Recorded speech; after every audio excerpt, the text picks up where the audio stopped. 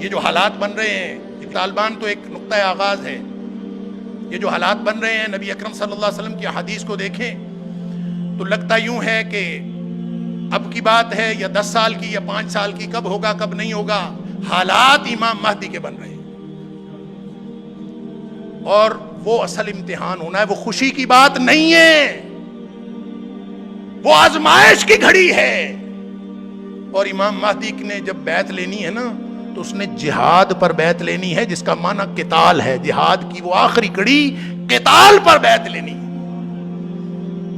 اور نبی اکرم صلی اللہ علیہ وسلم نے فرمایا جب امام مہدی آئیں گے نا تو لوگ 3 حصوں میں مسلمان 3 حصوں میں تقسیم ہو جائیں گے. ایک حصہ وہ جنہوں نے امام مہدی کو تسلیم ہی نہیں کرنا، انا للہ و انا الیہ راجعون، ٹھنڈے کمروں میں بیٹھنے والے اور پرسکون زندگی گزارنے والے. وہ جہاد پر بیعت کر کے کیسے تسلیم کریں گے؟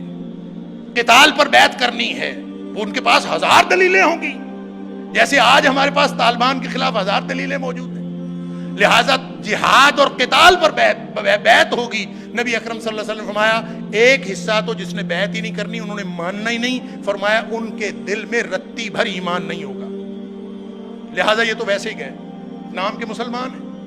باقی جو 2 حصے رہ گئے، فرمایا ان میں سے آدھے یعنی تیسرا حصہ ٹوٹل میں سے وہ شہید ہو جائے گا اس جدوجہد کے اندر، اس قتال کے اندر.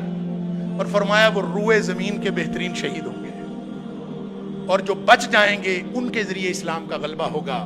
اور ان کے ایمان کی سطح یہ ہوگی کہ نبی اکرم صلی اللہ علیہ وسلم فرمایا ان کے ایمان کو پھر کوئی آزمائش اس کے بعد کوئی نقصان نہیں پہنچا سکے گی.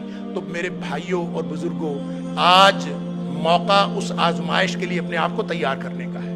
میں اور آپ اپنے آپ کو، اپنے ایمان کو، وَأَنْتُمُ الْأَعْلَوْنَ إِن كُنتُم مُؤْمِنِينَ، ہم نے مر جانا ہے، راستے میں موت آ جانی ہے، یا شہادت ہمارے قسمت اور نصیب میں لکھی ہے. کیا ہونا ہے کیا نہیں ہونا یہ سب اللہ کے ہاتھ میں ہے. صرف ہمارے ذمہ یہ ہے کہ میں اور آپ اسی وقت ہر لمحے ہم اللہ کے دین کو اپنی زندگی کی پہلی ترجیح بناتے ہیں.